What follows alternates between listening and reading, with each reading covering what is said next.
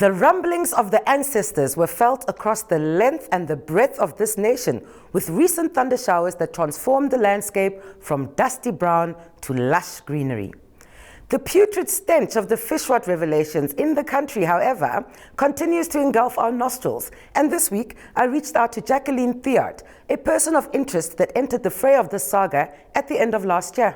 So in Casidra, I have a fellow director and shareholder. Her name is Jacqueline Ann. And Jacqueline Ann, over the years, had been responsible for operations, despite the fact that she denied it on behalf of the summary group of companies, you know.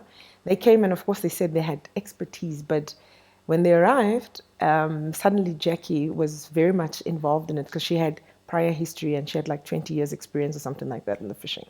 So she started doing the operations for them, and obviously there was a relationship fostered there. It's like a 7-year relationship, and I have reason to believe, in fact, that she was doing all the operations on behalf of all the companies, including those that were involved in the FishRot.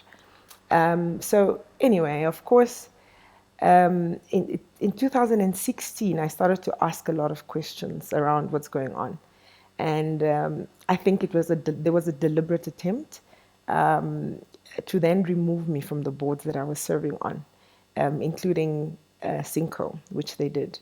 And then, of course, things happened there, the vessel registration and all of these things.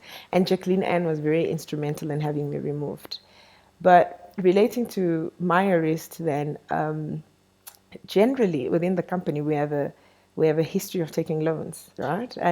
But Jacqueline Ann and I, at that time, our relationship had deteriorated because of, obviously, you know, you can't serve two masters. And she had her side, and it was clear she had made her side.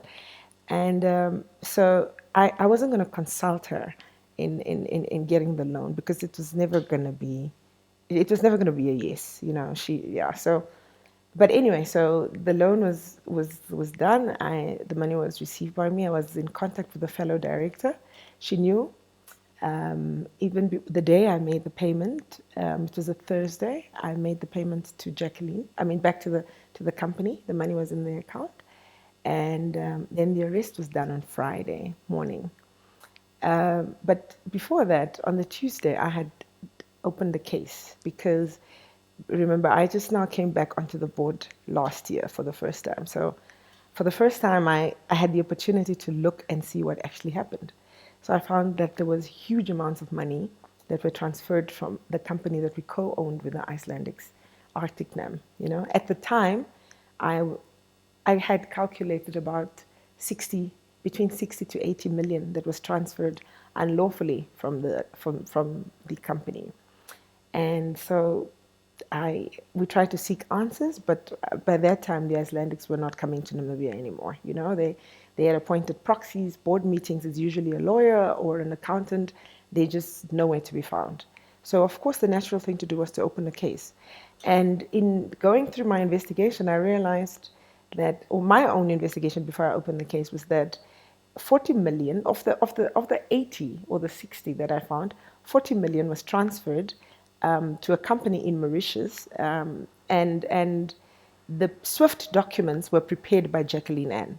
I had to look at it objectively and say to myself, like this Jacqueline Ann woman, who I believe, you know, started asking questions that were only restricted, the answers were only restricted to the board, but she had sensitive information that could only have been derived from bank statements. So, you know, you start to wonder, you know, where is some of this coming from?